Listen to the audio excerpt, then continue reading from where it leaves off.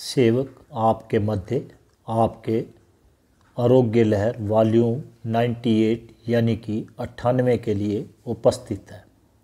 सर्वप्रथम आप सबकी तरफ से एवं स्वयं की तरफ से आप सबको श्री धनतेरस, दीपावली, श्री गोवर्धन पूजा एवं भैया दूज की बहुत बहुत शुभकामनाओं के साथ इस वॉल्यूम को 3 भागों में विभाजित करेंगे।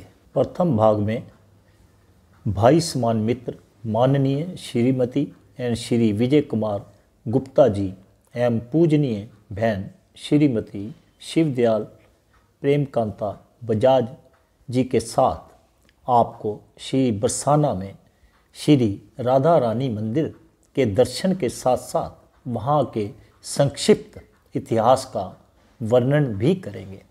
यहाँ सेवक आपसे श्री गुप्ता जी के बारे में यह जरूर साझा करना चाहता है कि यह finance departments Jammu and Kashmir से चीफ अकाउंट्स ऑफिसर सेवा निवृत्त हुए हैं तथा अपने सभी डिपार्टमेंट्स में ईमानदारी एवं सहायता के स्वभाव से जाने जाते थे, क्योंकि सेवक को जम्मू के विजिट्स के समय जब इनके पुराने साथी मिलते हैं तो वह इनकी ऐसी बातें शेयर करते हैं जिससे सेवक को भी गर्व होता है कि आज के समय में भी ऐसे ऑफिसर्स की हमारे को ज़रूरत है। दूसरे भाग में आप सबको आगरा के ताजमहल लेकर चलेंगे तथा वहाँ का संक्षिप्त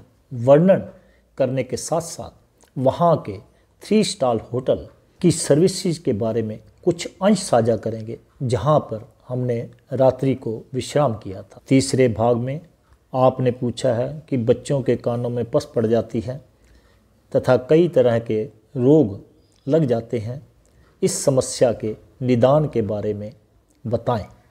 सेवक आपके साथ इस भाग में इसके कारण एवं निदान पर विचार विमर्श करेगा।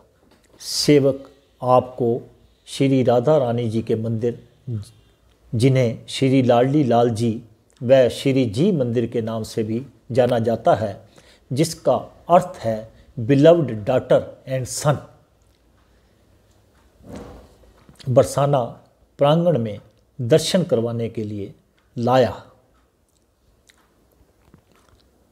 इसका निर्माण श्री कृष्ण जी के ग्रेट ग्रैंडसन राजा वज्रनभ जी ने लगभग 5000 वर्ष पहले करवाया था एवं जीर्णोद्धार पूजनीय संत चैतन्य महाप्रभु जी के शिष्य श्री नारायण भट्ट जी ने 1675 एडी ईस्वी में करवाया था। बाद में राजा अकबर जी के गवर्नर माननीय राजा टोडरमल जी ने सहयोग से आज की स्थिति में बनाया गया है। यह मंदिर तकरीबन 820 फुट की ऊंचाई पर भानुगढ़ हिल्स में स्थित है। इतिहासकारों का कहना है कि श्री कृष्ण जी के पिता श्री नंद जी एवं राधा जी के पिता श्री विश्वभान जी गोकुल एवं रावल के इंचार्ज थे एवं दोनों में घनिष्ठ मित्रता थी। राजा कंस के द्वारा बार बार कोसे जाने पर श्री नंद जी मथुरा में नंदीश्वर हिल्स में, जो अब गोकुल नाम से प्रसिद्ध है, तथा श्री विश्वभान जी भानुगढ़ हिल्स में, जो बरसाना के नाम से प्रसिद्ध है, में रहने लग गए थे। यहाँ श्री राधा अष्टमी, श्री लाडली लाल जी के जन्म दिवस, जन्माष्टमी, श्री कृष्ण जी के जन्म दिवस तथा लठमार होली पर बहुत बड़े उत्सव मनाए जाते हैं। यह मान्यता है कि जो सच्चे हृदय से जायज़ फरियाद लेकर आता है वह अवश्य पूरी होती है। अब सेवक आपको आगरा के ताजमहल में लेकर आया है, जिसे मुग़ल शासक शाहजहां जी ने अपनी बेगम मुमताज़ महल जी की याद में 1632 में शुरू करवाकर 1648 ईस्वी में पूरा किया एवं कुछ बाहर के कार्य 1653 में पूरे करवाए।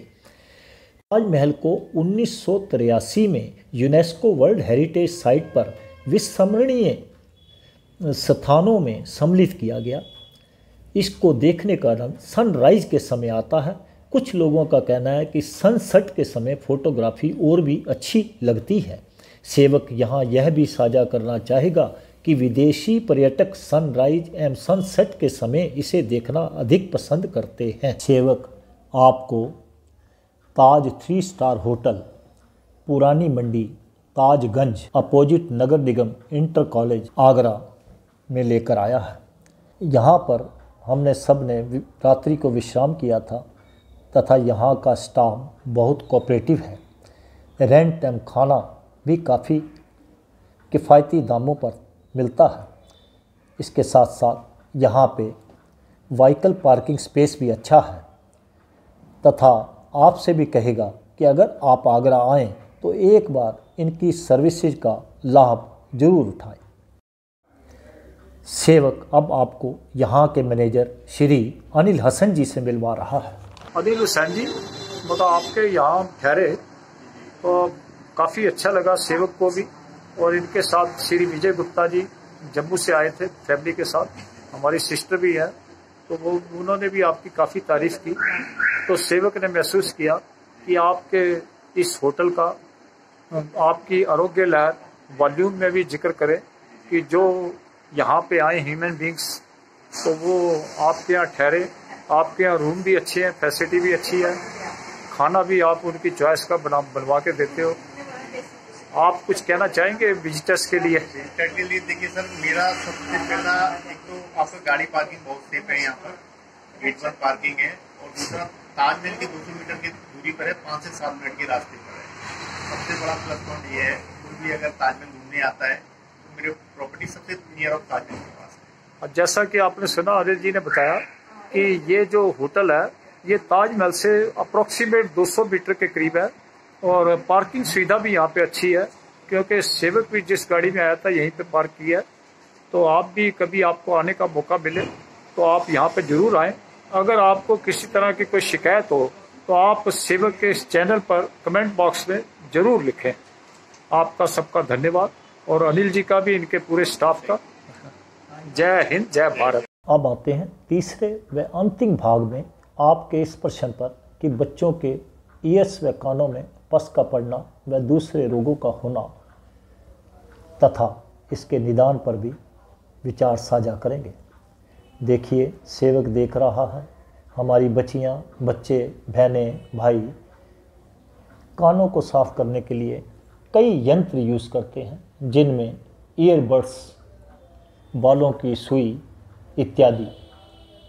यह रोग कई बार बचपन से ही कानों में होल यानी कि छेद होने की वजह से भी रहता है। कई बार हमारी अपनी गलतियों से कि ये जो ईयरबड्स हैं या सुई है, ये अंदर लग जाने से भी छोटे छोटे जख्म हो जाते हैं, जो बाद में पस का कारण बन जाते हैं। ये सिर्फ पस क्रिएट करना ही नहीं, कानों में से स्मेल का आना, और इसके साथ क्या होता है कि कानों के अंदर जो हड्डियां होती हैं, बोन्स होती हैं, वो भी गलना शुरू हो जाती हैं। सेवक आपसे यह भी साझा करना चाहेगा कि जिन बच्चों को जन्म से ही अगर कानों में छेद है तो वह एज फैक्टर के हिसाब से धीरे धीरे रिपेयर हो जाते हैं। इसमें घबराने की भी ज़रूरत नहीं। इसके लिए सेवक आपसे यह कहेगा कि आप अधिकतर कोशिश यह कीजिए कि इन चीज़ों का जितना कम से कम प्रयोग हो करें, तथा दूसरा, कानों में पानी मत जाने दें। पानी जाने से पस पड़ने का ज़्यादा चांस हो जाता है, क्योंकि कान बहुत सेंसिटिव होते हैं और जल्दी डैमेज हो जाते हैं। अगर आप इसको साफ़ भी करना चाहते हैं तो कच्ची घानी का सरसों का तेल थोड़ा सा गर्म करके उसमें 2 लहसुन की कलियां डालकर उसको जला लें, और उसको कपड़ छान करके, यानी कि बलबल के कपड़े में छान के किसी शीशी में डाल के रख लें। थोड़ा सा धूप में रखने के बाद 1-2 बूंदें डालें, और रुई की, जैसे आप बट बनाते हैं दिए में जलाने के लिए, वैसी एक बट बनाकर रुई की बट से ऐसे उसको हल्का हल्का साफ कर लीजिए। सेवक यहाँ यह भी साझा करना चाहेगा कि अगर आपके बच्चों की आपकी परेशानी बढ़ रही है तो आप किसी अच्छे ईयर स्पेशलिस्ट को जरूर दिखाएं ताकि आपकी समस्या का समाधान जल्दी हो सके। इसके साथ ही सेवक आपसे इस वॉल्यूम को समाप्त करने की अनुमति चाहता है। जय हिंद, जय भारत।